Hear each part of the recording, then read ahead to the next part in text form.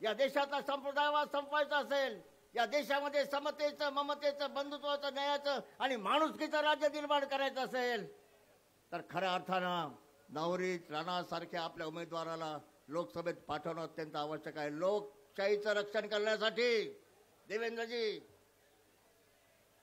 भारतीय संविधानाचं रक्षण करण्यासाठी, या देशाच्या गरिबांच्या हक्काचं रक्षण करण्यासाठी, या देशाच्या संविधानाचं रक्षण करण्यासाठी नवनीत राणाताईंचे हात बळकट करून लोकसभेत पाठवायचं आहे आणि या देशाला जगाची महाशक्ती बनवण्याचं आमच्या थोर पुरुषाचं स्वप्न होतं. ते स्वप्न आपल्याला साकार करायचं आहे.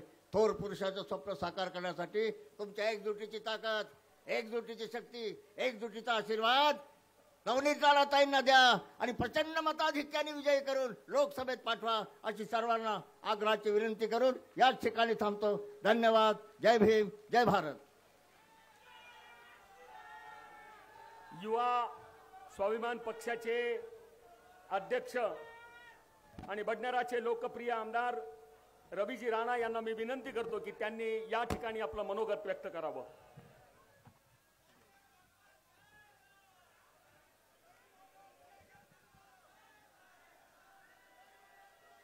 भारत माता की, भारत माता की, भारत माता की, भारत माता की. आज सर्वप्रथम छत्रपती शिवाजी महाराजांना मी वंदन करतो. भारतरत्न डॉक्टर बाबासाहेब आंबेडकर यांना अभिवादन करतो. श्री राम भगवंतांना वंदन करतो, नमन करतो. पवनपुत्र हनुमान बजरंगबलीला सुद्धा त्यांच्या चरणी मी नमन करतो. या ठिकाणी सर्वप्रथम देशाचे पंतप्रधान, आपल्या सगळ्यांचे लाडके, प्रत्येक गोरगरिबांच्या हृदयामध्ये वास करणारे त्यांच्या चरणी सुद्धा मी नमन करतो, त्यांना वंदन करतो. या ठिकाणी उपस्थित आमचे महाराष्ट्राचे नेते, लोकप्रिय उपमुख्यमंत्री देवेंद्र फडणवीस साहेब, ज्यांना आज जनतेने या ठिकाणी त्यांचा फोटो वरती करून जे त्यांचं स्वागत केलं, हे साहेब स्वागत नाही आहे, यांच्या हृदयामध्ये तुम्ही आहे.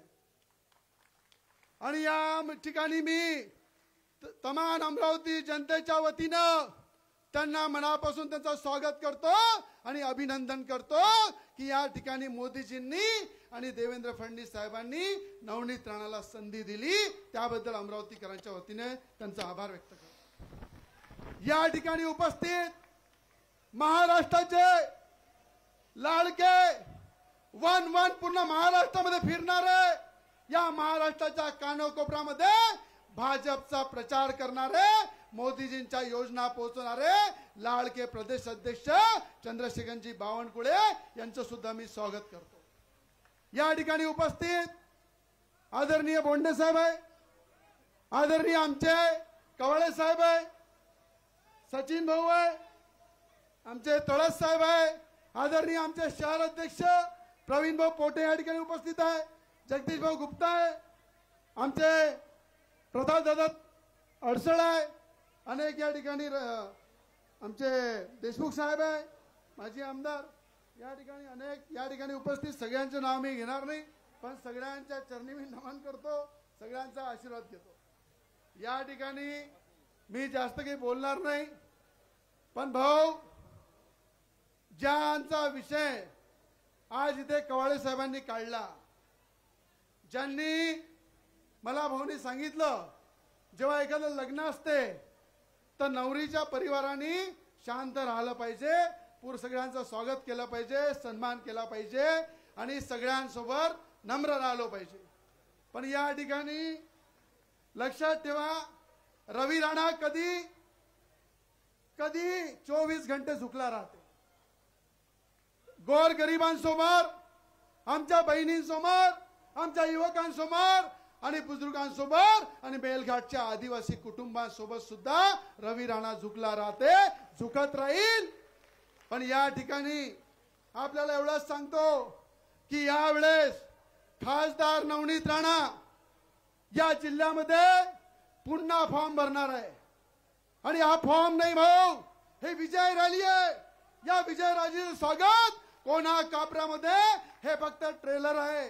10% लोकच फक्त आलेले आहे, कारण फॉर्म भरायचा होता. म्हटलं 10% लोकांनाच विनंती केली या. पण जेव्हा या ठिकाणी अनेक सभा होईल, अमरावतीमध्ये पाय ठेवायला जागा राहणार नाही. हे गोरगरीब सर्वसामान्य सर्व जाती धर्माचे लोक या ठिकाणी कमळाला डोक्यावर घेऊन खऱ्या अर्थानं त्याचा विजय करेल आणि मोदीजींचे हात मजबूत करेल. मजबूत कराल ना? तिकडे दूर पक्क ना? अब की बार.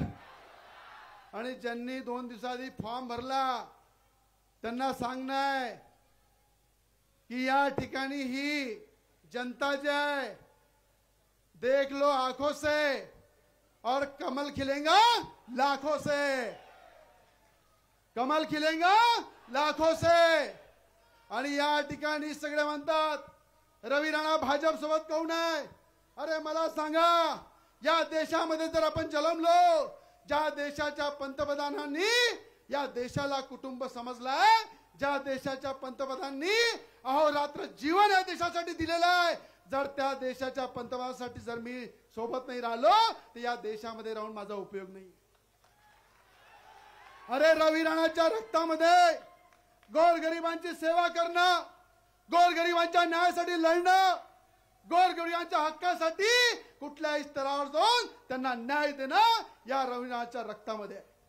एक आमचा मित्र म्हणे, कवाळे साहेब बोलले आमचा मित्र आहे, खूप चांगला मित्र आहे. तो मैत्रीपूर्ण सरकार असल्यानंतर सरकारचा पूर्ण उपयोग घेते, देवेंद्र भाऊंचा पूर्ण उपयोग घेते, एकनाथजी शिंदेचा पूर्ण उपयोग घेते. आणि तो मित्र म्हणते रवी राणाचा बाप काढते, नवनीत राणाचा बाप काढते. अरे मोदी सरकारवर बोलते. मी त्या मित्राला सांगतो रवी राणाचा बाप हमाल होता.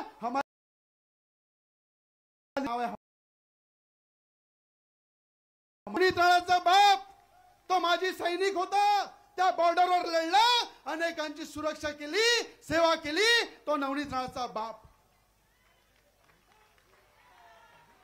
अरे आज ज्या घरामध्ये मी जन्मलो, मी भाऊला सांगितलं जेव्हा मी तुमच्या चांगल्या कामामध्ये साथ देऊ शकलो नाही तर मी राजकारणामध्ये राहणार नाही. राजकारण हा माझा धंदा नाहीये. राजकारण करून मी पोट भरत नाही. राजकारणामध्ये मी माझ्या संपत्त्या वाढवत नाही. मी राजकारणामध्ये जनतेची सेवा करण्यासाठी आलेला आहे. आणि मी आज इथे नवनीत राणा भाजपमध्ये गेल्या, त्या याच्यासाठी गेल्या की देशामध्ये पंतप्रधान जे काम करताय त्या कामाचा जर त्या फुलाची एक पंखडी जर बनू शकलो नाही, त्यांच्या एवढ्या योगदानासाठी एखादं नकून एवढं जर आपण त्याला साथ दिला नाही तर म्हणे आपलं राजकारण काही करून उपयोग नाही. हे नवनीत राणाचे शब्द होते.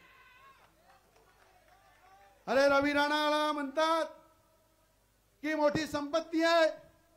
भाऊला विनंती करतो, जेवढ्या चौकशा करायच्या उद्धव ठाकरेंनी 33 महिन्यामध्ये करून टाकल्या.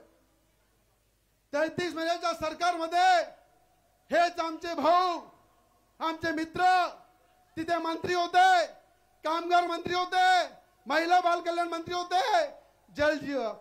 आपलं इरिगेशनचे मंत्री होते. एवढा मंत्रीपद भोगताना मी 2.5 वर्षापासून चिल्लावत होतो की आमचा शेतकरी परेशान आहे. आमचा शेतकऱ्याच्या बांधावर उद्धव ठाकरे म्हणे येतो, अजून 2.5 वर्षात पत्ता नाही आहे. त्या सरकारमध्ये आमच्या जिल्ह्यातले 2 मंत्री होते. एक माझी बहीण तिवसा मतदारसंघातली आणि अचलपूरचा माझा भाऊ, हे दोन्ही मस्त 33 महिने मंत्रीपद भोगलं. मी त्यांना प्रश्न करतो, कोणत्या कामगाराचा तुम्ही उद्धान केला? कोणता अचलपूर मतदारसंघामध्ये एक प्रकल्प सांगा तो पूर्ण झाला? आणि मी छाती ठोकून सांगतो, या महाराष्ट्रातला विदर्भातला दुसरा प्रकल्प आहे पीडी प्रकल्प. त्या प्रकल्पामध्ये शेतकऱ्यांना जेव्हा काँग्रेस सरकार होती तेव्हा 1 लाखानं जमीन घेतल्या होत्या. जेव्हा देवेंद्र फडणवीस साहेब मुख्यमंत्री झाले ते 12.5 लाख रुपयांनी पैसे दिले आणि तो प्रकल्प पूर्ण. अरे शेतकऱ्यासाठी 5 ते 6 वेळा जेलमध्ये गेलो. हे मुख्यमंत्री होते उद्धव त्या ठिकाणी शेतकऱ्याची परिस्थिती खराब होती. मोजरीला मी आंदोलन केलं. दिवाळीच्या 3 दिवसाआधी मला जेलमध्ये टाकले. यातले अनेक शेतकरी माझ्यासोबत होते. तेव्हा आमचा भाऊ मंत्री होता, आमची बहीण मंत्री होती. तेव्हा त्यांना हे कळलं नाही की रवी राणा शेतकऱ्यासाठी जेलामध्ये गेलेला आहे, त्याला बाहेर काढलं पाहिजे. फोन करून सांगितलं की रवी राणाला सतरंजी देऊ नका, पाणी देऊ नका. आणि त्या ठिकाणी आम्ही दिवाळीच्या 1 दिवसाआधी अन्नत्याग आंदोलन केलं. जाऊन पाहून घ्या त्या जेलच्या डायरीमध्ये. दिवाळीच्या 2 दिवसाआधी आणि 1 दिवसापर्यंत आम्ही जेवण केलं नाही, अन्नत्याग केलं. शेतकऱ्याची दिवाळी काळी होता तर रवी राणा सुद्धा आंध्रामध्ये राहायला तयार आहे.